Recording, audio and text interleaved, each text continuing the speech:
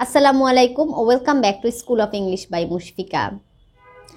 আজকে আমি একটা লোভী মানুষের গল্প বলবো। সো আমার স্টোরির নামটা হবে আ গ্রিডি ম্যান। তোমরা যখন গল্প বলবে অবশ্যই আগে গল্পের নামটা বলবে। তাহলে চলো গল্পটা শুনি। ওয়ান্স আপন আ টাইম দেয়ার ওয়াজ আ গ্রিডি ম্যান। একসময় একজন লোভী মানুষ ছিল। One day he lost his bag with 30 gold coins. একদিন সে 30টা স্বর্ণমুদ্রা সহ তার একটা ব্যাগ হারিয়ে ফেলল। One day he lost his bag with 30 gold coins. He told his friend about it. He told his friend about it. সে তার বন্ধুকে এই বিষয়ে বলল। That very evening his friend's daughter got the bag on the road. সেই সন্ধ্যায় তার বন্ধুর মেয়ে ব্যাগটি রাস্তায় পেল। মানে যেই বন্ধুকে সে কথাটা বলেছিল সেই বন্ধুর মেয়ে ব্যাগটি রাস্তায় খুঁজে পেল।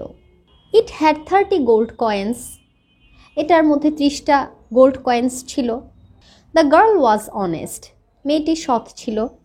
She told her father about the bag. সে তার বাবাকে ব্যাগটি সম্পর্কে বলল। She told her father about the bag. Her father called his friend and gave it to him. মেয়েটির বাবা বন্ধুকে ডাকলেন এবং ব্যাগটি তাকে দিয়ে দিল। Her father called his friend, তার মানে ওই গ্রিডি ম্যানটাকে ডাকলো। And gave it to him, এবং তাকে এটা দিয়ে দিল। But the man was greedy, so what did he do? কিন্তু লোকটা তো লোভী ছিল, তাই সে কি করলো? After counting the gold coins, he said, 10 coins are missing. 10টা কয়েন তো পাওয়া যাচ্ছে না। দেখো 30টা কয়েনই ছিল, কিন্তু সে বলছে না 10টা কয়েন পাওয়া যাচ্ছে না, এখানে 40টা কয়েন ছিল। He said the girl had stolen them. সে বলল মেয়েটি কয়েনগুলো চুরি করেছে। He went to the court. সে কোর্টে গেল। He went to the court. He told the judge about the bag and the gold coins.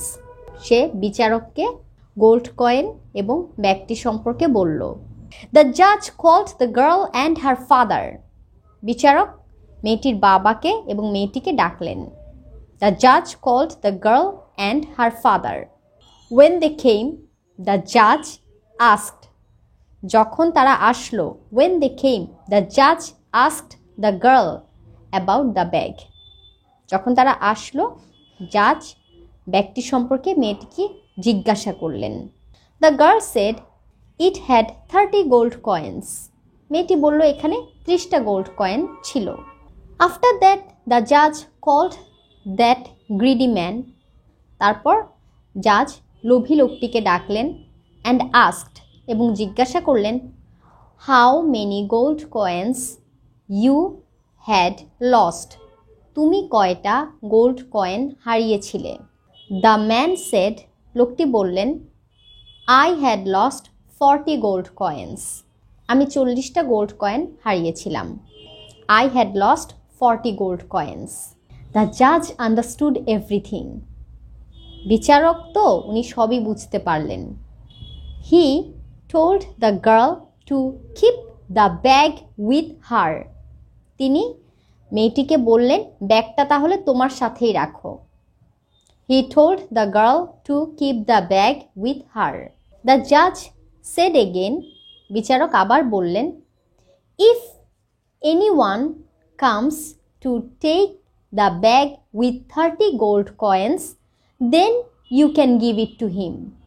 যদি কেউ 30টা গোল্ড কয়েন হারিয়েছে এই বলে ব্যাগটা নিতে আসে, তাকে তুমি ব্যাগটা দিয়ে দিও। ওকে, দেখো বিচারকের কত বুদ্ধি।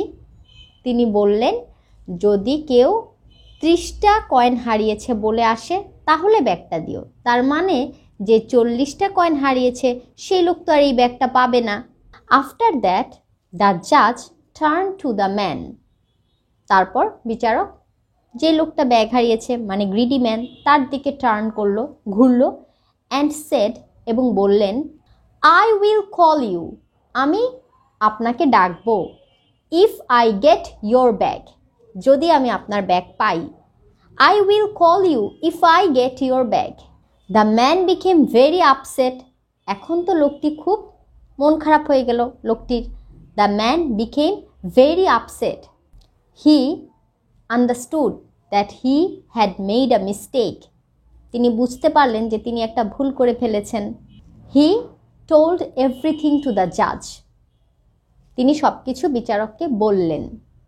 He also said, please forgive me, this is my bag.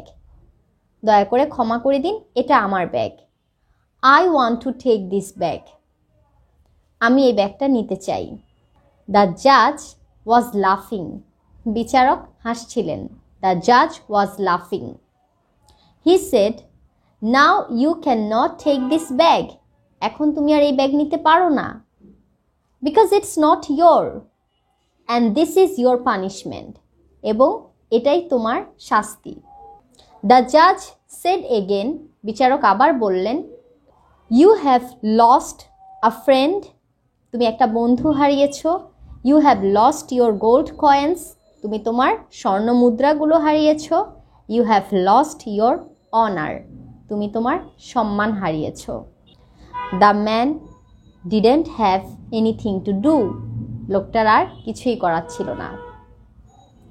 So we should never be greedy, তাই আমাদের কখনোই লোভী হওয়া উচিত না। This story teaches us to be honest, এই গল্পটা আমাদের সৎ হওয়ার শিক্ষা দেয়। Thanks for watching this story. তোমরাও কিন্তু এইভাবে গল্প বলে ইংরেজি বলার অভ্যাস করবে। Thank you so much.